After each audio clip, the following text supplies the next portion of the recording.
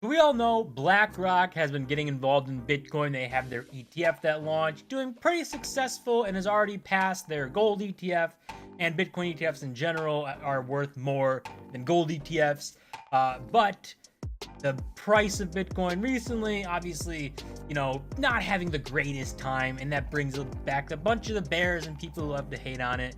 But BlackRock decided to put out their own explanation video on Bitcoin to explain Bitcoin. So, for whatever reason, BlackRock is really getting behind this. They've really, after they figured out how to launch, or after they got their ETF launched, and they could figure out how to make fees by offering Bitcoin to people. That was one of the biggest problems before the ETFs, is that they just couldn't make money telling people to buy Bitcoin, but now they can. But let's see BlackRock's video explaining Bitcoin and see if it does a good job, and if it's something that maybe is just interesting to see them putting out. We've all heard about Bitcoin, but what exactly is Bitcoin? Let's start at the beginning, around 100,000 years ago. I don't think Bitcoin was around back then. Throughout history, we've used all kinds of objects to help make transactions and store value. From seashells, to shiny metals, to paper notes. That's because the value isn't just in the object itself, it's in how much we agree the object represents. So the object can be many things, even, as it turns out, a string of digital code.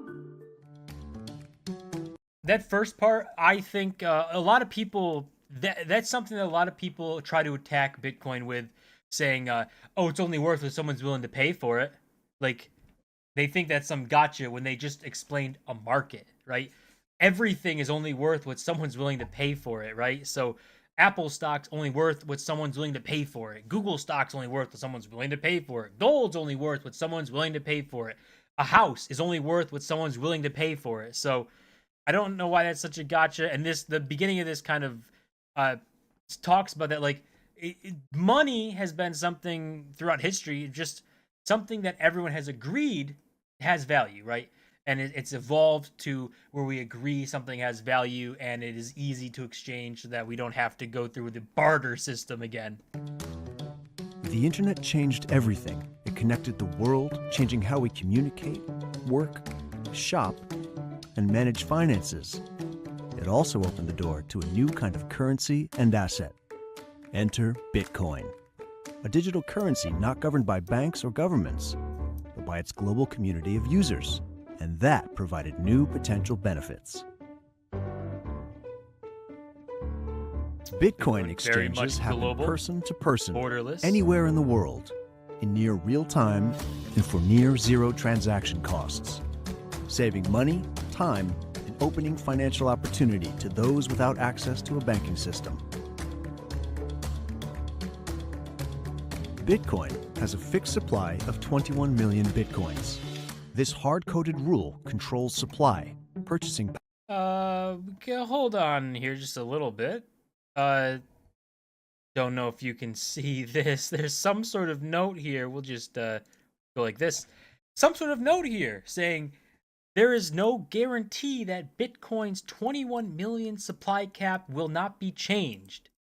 So even in this time where they're saying that Bitcoin has a 21 million cap, they have like this side note here that says, well, it might be able to get changed.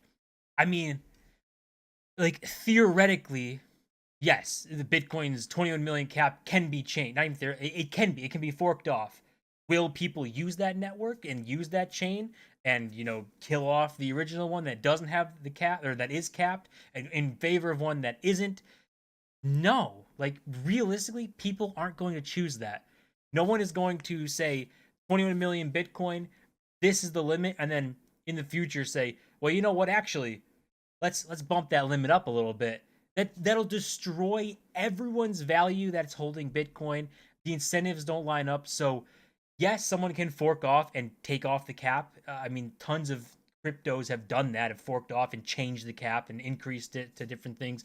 Litecoin's a fork of Bitcoin. It's a fork of Dogecoin, which is a fork of Bitcoin. So it gets kind of weird, but like, realistically, it's not going to happen. Not everybody is going to agree to raise a cap when one of the fundamental things is that it's capped. So that destroys value, destroys integrity. Like it's not realistically not going to happen. 21 million bitcoins. This hard-coded rule controls supply, purchasing power, and helps avoid the potential misuse of printing more and more currency, which can contribute towards inflation. Potential. The governments love printing All paper. transactions take place on a digital ledger called the blockchain. It's a digital platform to move value where everyone can see every transaction. Bitcoin is no longer seen as the radical idea it was 15 years ago. Over 500 million people around the world now use cryptocurrency, with over 50% holding or investing in Bitcoin, making it the most popular cryptocurrency by far. Some use Bitcoin to transfer value across borders and for purchases. Some see Bitcoin as an investment, given its limited supply and uniqueness relative to other financial assets. And for those in certain countries, its value goes far deeper, potentially offering greater financial autonomy by serving as an alternative to local currencies. So that kind of section there, the different things that Bitcoin can be is why Bitcoin is like indestructible, right? It's bulletproof because it's an idea.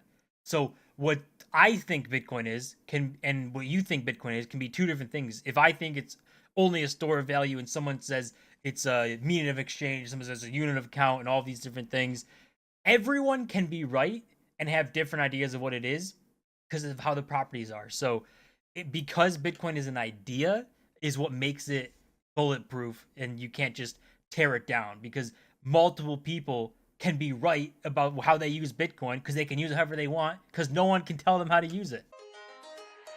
Bitcoin is an emerging global monetary alternative. Time will tell how far adoption will go. But next time you see a seashell or shiny metal, think about how humans' idea of money has evolved throughout history. So all in all, with this video, I mean, I think that's it. They just probably, yeah, just a bunch of stuff at the end here, but pretty good video, honestly. All in all, it's obviously little parts in there like the cap not being guaranteed. Maybe it's some sort of legal thing because technically it can happen, right? Anyone can fork off Bitcoin and make an uncapped version, but no one's gonna use it. But the history of money, kind of a pretty good explanation, like in 3 minutes, of just kind of putting stuff together, not trying to make it too confusing for probably someone just getting into this space. But to see BlackRock doing this and getting behind it is interesting.